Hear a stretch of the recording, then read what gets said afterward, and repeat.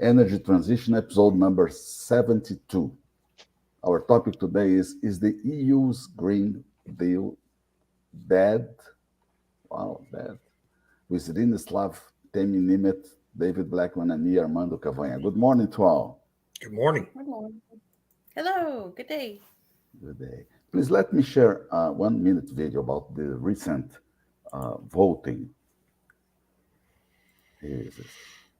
The EU's nature restoration law survives a dramatic vote in the European Parliament, even if by a razor-thin margin. And it is adopted.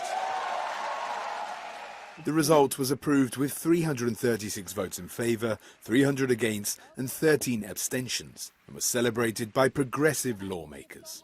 Progressive. Esta ley es buena incluso para los que han votado en contra, así que espero que se puedan alegrar después de este voto. Y quiero agradecer especialmente a los científicos y a los jóvenes, porque son ellos los que nos han demostrado y convencido de que teníamos que tener esta ley y la vamos a tener. Right-wing groups fiercely opposed the bill and had tried to kill it, saying that it could put at risk the survival of European farmers and fishermen. Environmentalists on the other side came out in full force, though, fighting for what they say will restore the EU's degraded ecosystems. The result is a lifeline for Europe's climate ambitions, which in recent months have become a target of sustained attack from the right as EU elections approach in June next year. The bill will now go back to the European Parliament's Environment Committee. Temi, please, Temi, could you explain us what this legislation contains?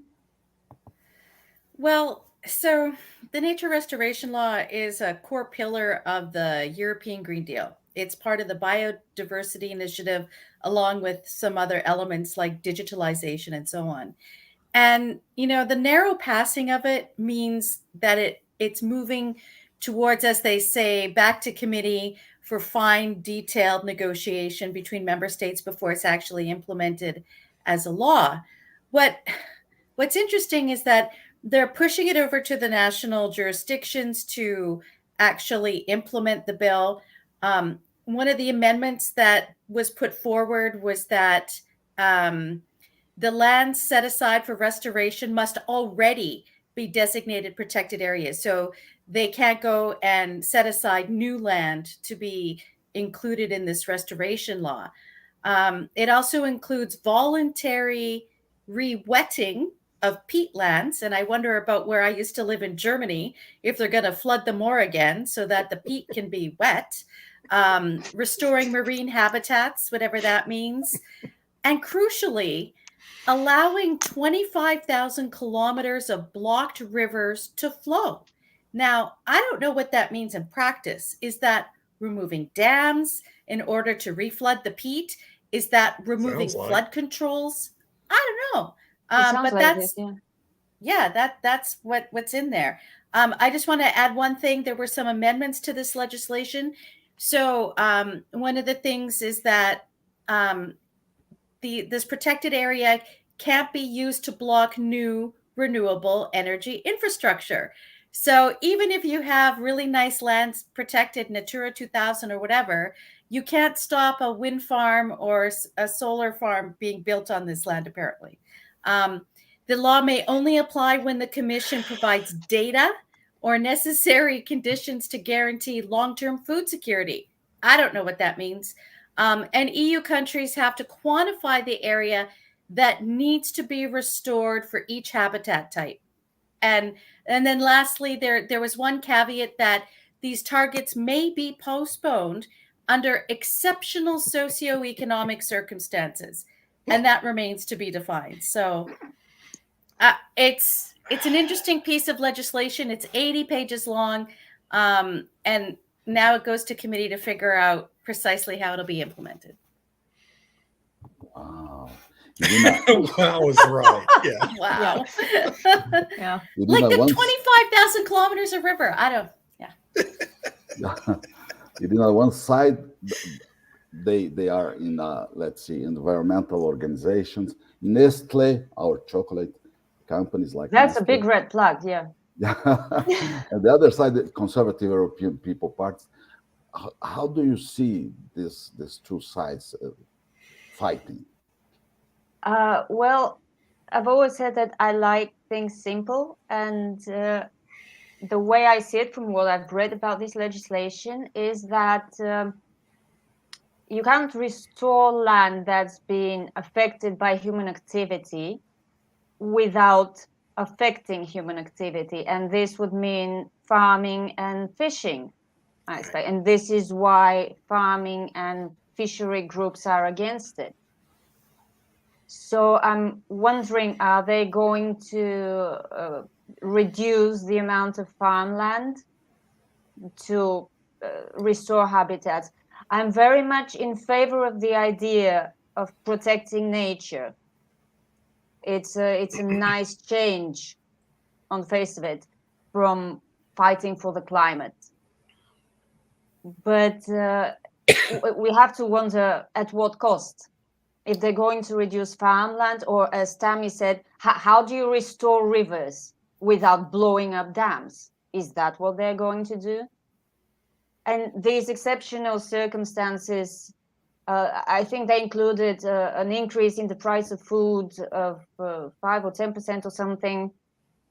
So this legislation is going to affect farming produce, however you look at it. And who will pay? Well, who will pay? We will pay, as usual. The same people who pay the salaries of these people in the European Parliament, rejoicing like children.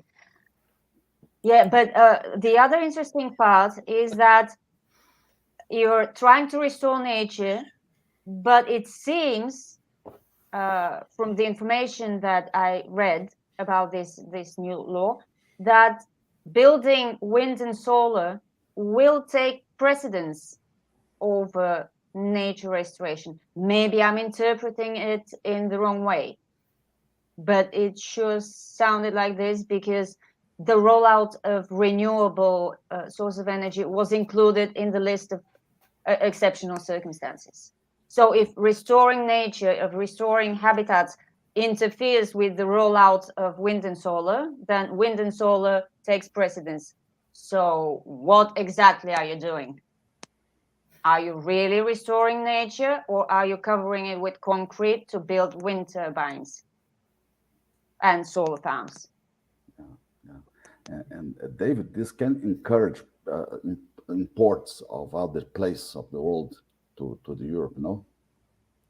Could, yeah, sure, absolutely. I first of all, though, I want to commend you for finding that pretty incredible piece of propaganda you played up front. That was that the BBC? I guess that must have been from the BBC. No, Euronews, same thing. It was Euronews. Oh, Euronews. Okay, man, that was extraordinary propaganda there. It compares pretty favorably to CBS and NBC here in the United States. One of my favorite aspects of this, and you talk about encouraging imports, is there's a statement in their fact sheet that talks about 40% of the world's land is degraded. Costs associated with soil degradation in the EU already exceed 50 billion euros per year. Well, what do they think? This plan is going to result in covering up millions of acres of land with solar farms and as Irina pointed out, all these enormous giant concrete pads for 700-foot tall wind turbines. Well, what do you think you're doing when you do that to the soil and to the land? You're not just degrading the soil, you're condemning the land to agricultural use or any other use other than generating some electricity with the solar panels and turbines for as long as they turn. It's all just a pretty amazing bit of hypocrisy and self-congratulatory virtue signaling. That's how they're going to fund it, I think, is a pretty big conundrum for them, because you're talking about trillions and trillions of euros involved here. And all these countries are running budget deficits and have tremendous national debts. Same thing that we see in the United States. But yeah, I mean, as the agricultural sector gets killed in Europe, which is this plan will destroy the agricultural sector. And we already see the farmers, and for the last 2 years now, rebelling in the Netherlands, and the government collapsed last week that has been, trying to kill them all, put them all out of business. So yeah, I mean, countries that don't follow this same plan will have an opportunity to export a lot of agricultural production into Europe, just as the United States is shipping more and more of its natural gas to Europe. And so Europe is going to become this vassal collection of vassal states that's wholly dependent on other parts of the world for pretty much everything it needs, if this plan is fully implemented. And for us in the United States, the question is, well, okay, are we going to be one of the countries that takes advantage of that opportunity to export all these goods, produce them here, and export them to the European continent and help feed the teeming masses in Europe who can't grow their own food anymore? Or are we going to implement a similar plan here? And I suspect if, depending on the way next year's elections go, we'll probably start implementing a similar plan here and blowing up dams and, flooding everything again. And the good part of that is that the South Louisiana, piece of bayou country that's been subsiding back into the sea because we no longer allow floods from the Mississippi River to resilt the land, that'll all get built back up again because the Mississippi will be flooding again, I guess. So we will have one positive benefit from all that. But anyway, it's. And then they'll call it climate change. Yeah. And they'll call it climate change. Yeah, exactly. Man caused climate change. Increased flooding. Yeah. And but it will be man why caused, right? Because you blew up all the dikes and levees. So. Yeah. It's a religion. It's a religious cult. And that's the point. Saw that behavior in the European Parliament there. Yeah, David, see the expression they use, quote, "We cannot escape the fact that the climate crisis is the result of our own actions and omissions." Right. Is that right? Religion? So 4/100ths. Let's self-flagellate more. Yeah. Yeah. No, it's extraordinary.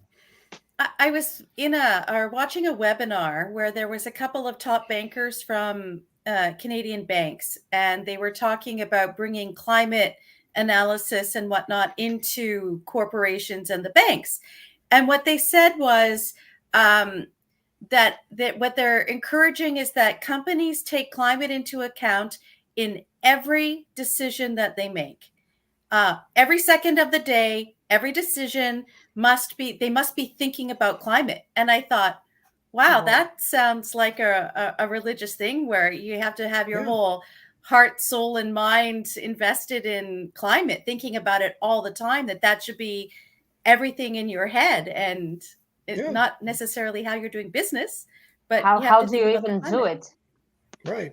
I mean, our preacher every at the decision, Presbyterian Church said the same stuff when I was growing up, Yeah, precisely. Yeah. So it's a religious exercise for sure.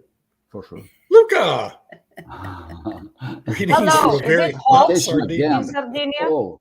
Yeah. Oh, is it hot? Is it hot or is? Well, it's never been hot in Sardinia before. Yeah. No, it's not like it's in Southern Europe or anything. But Irina, and it's summer. Summer. And it's summer, middle of July. Yeah, go figure. Irina, EU Day to commemorate the victims of a global climate crisis. Fantastic expression. I would very much like to see a list of those victims and what they actually died of. I was considering, however, when I saw this piece of news, I considered myself a victim. I don't like the heat. I don't like the summer. I was born in the summer, but I don't like it. Why? And because it's hot. even before climate change, it was hot. I don't like the heat. But I was wondering, will I be commemorated, or do I have to die to be commemorated? And will there be any compensation for the victims of the climate crisis who are still alive, like me? You know, I am still alive, but I am suffering from the heat. And my electricity bill will be higher this month because I'm using a fan to cool myself. So am I going to get some financial support from the EU or my national government because of these expenses and my suffering, which is emotional as well as physical? It's really, jokes aside, this is absurd.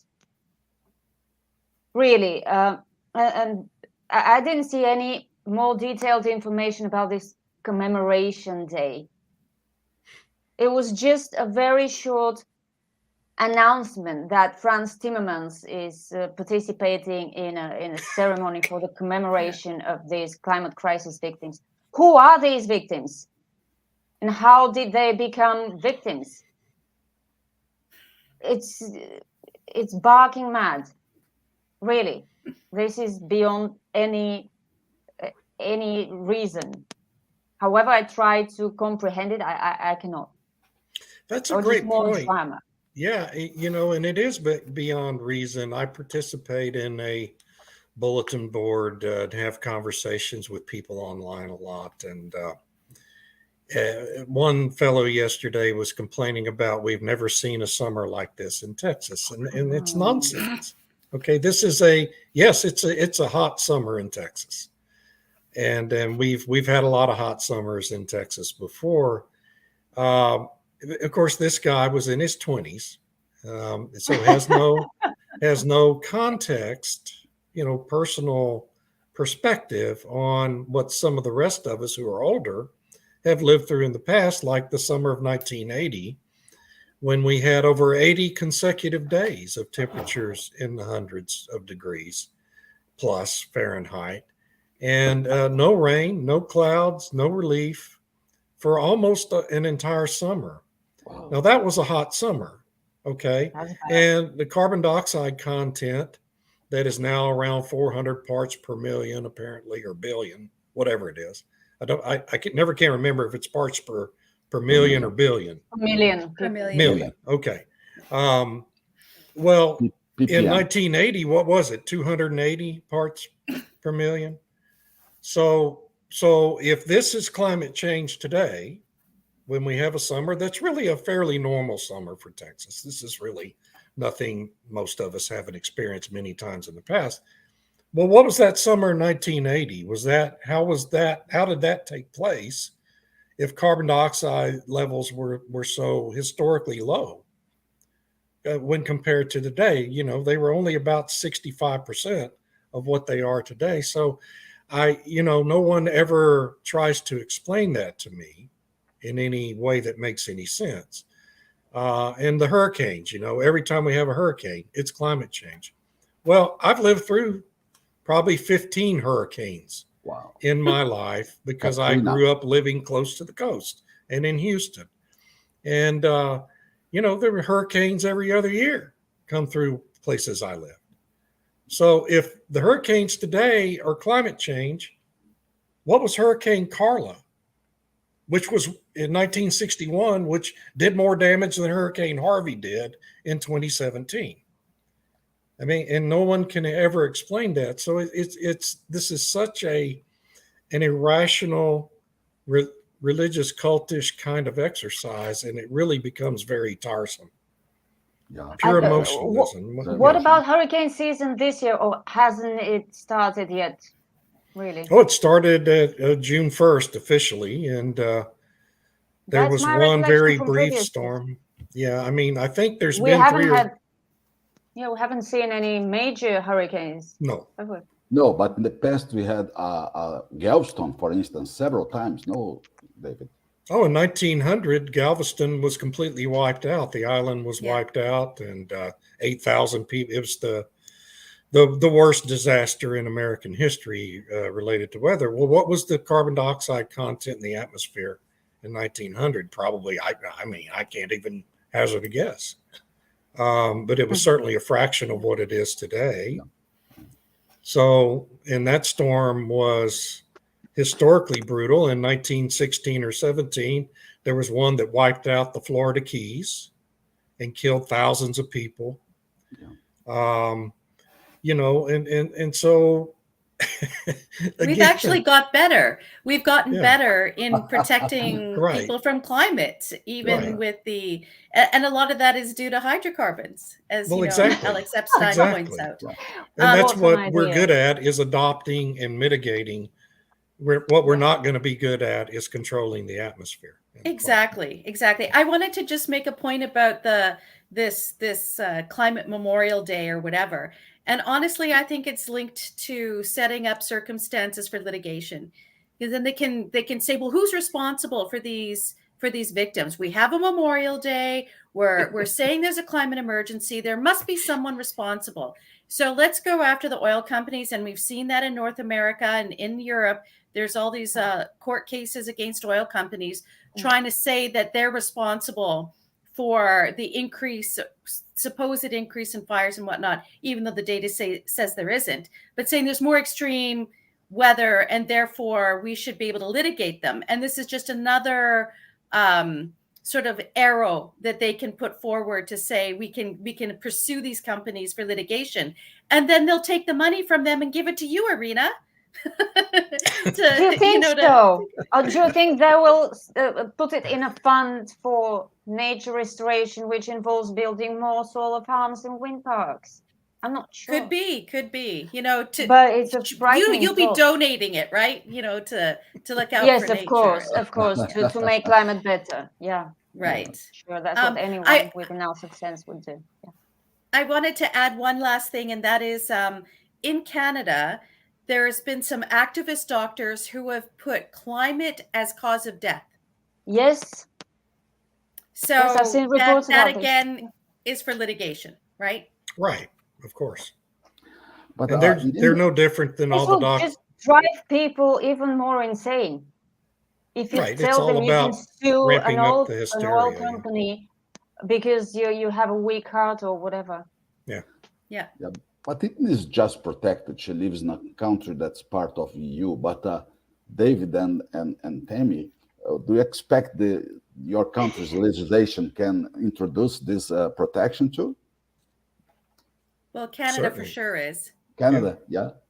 Yeah, because we signed on to we did the whole pledge and the commitment of 30% of Canadian land will be set aside for nature and restoration by 2030, 50% by 2050. Same targets that the EU had. It's interesting the EU has reduced it to 20% by 2030. Biden made the announcement. I think was it at the G7, David? I can't remember where he said. It was before the G7, yeah. Right. So it was like the 30% by 2030, 50% by 2050. And, they make the pledges and, being federal states, Canada and the United States, it's up to the states to actually implement and how that's going to work. And it's been unclear whether it's going to be new land set aside or existing, like national parks. Is that counted, or do states have to come forward with new designated areas?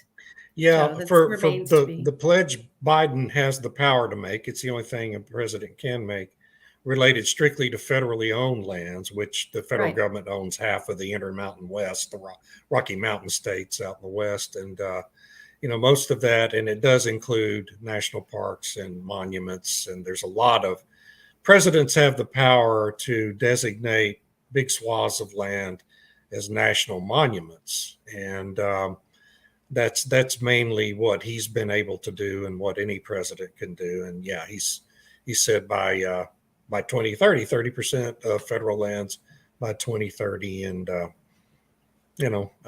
good for him. And frankly, I don't really have a problem with that, to be honest with you, because, most of those lands are not really useful for much other purpose anyway. And that's clever. Yeah. And so it's a clever pledge to make, yeah. and something that the government actually can accomplish in this regard, the federal government here in the United States. So, without whatever. disturbing people's livelihoods, you mean? Yeah. Right. And Well, nobody except for lives the- in these areas. And yeah. Except for the ranchers who use some of that land, right? For For grazing. grazing rights. Yeah. But so much of that land is desert country that's not really even useful for that. And so, there's a lot of opportunity in that part of the world to you could set aside 2/3 of the state of Nevada and nobody would ever notice. I mean, it's the most desolate landscape you've ever seen in your life. It's surreal. So, good for him. That's great. Yeah. Luca is bringing some new. So thoughts far, here. for tropical disturbance. Okay, I didn't know. I knew there had been some. Yeah, but they're disturbances, not hurricanes. Yeah. The last point is really valid. It's early in the hurricane season, and typically from mid-August through the end of September is really the most active time for major hurricanes, and late in the season. And so, just because it's been pretty inactive to this point doesn't mean it won't be a lot more active. But again, that's how it's always been. That's not anything not new new or unusual. Yeah. And the fact is that over the last 20 years in this century, cyclonic activity in the northern hemisphere of planet Earth has declined significantly, noticeably. And that applies not just to hurricanes, but also to tornadic activity.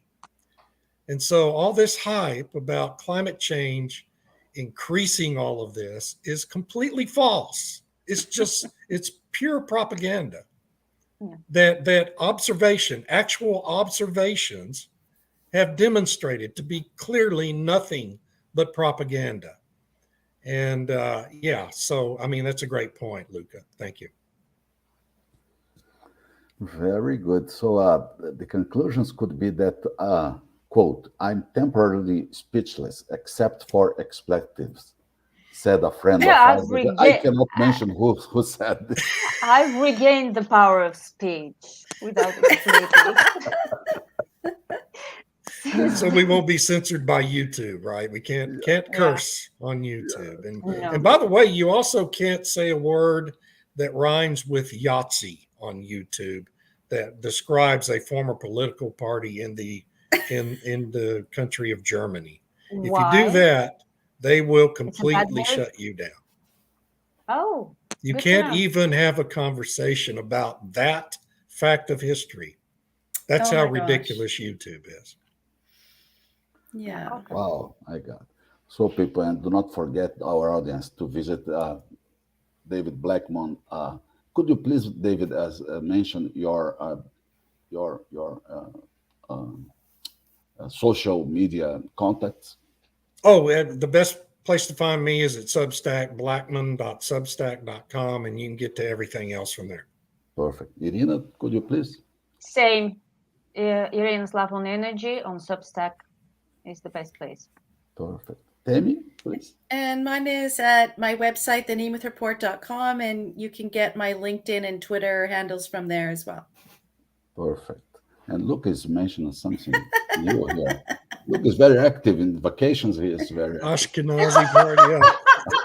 Yeah, there you go. Oh. Okay, we'll call it that. This is a double whammy, Luca. Do you realize this?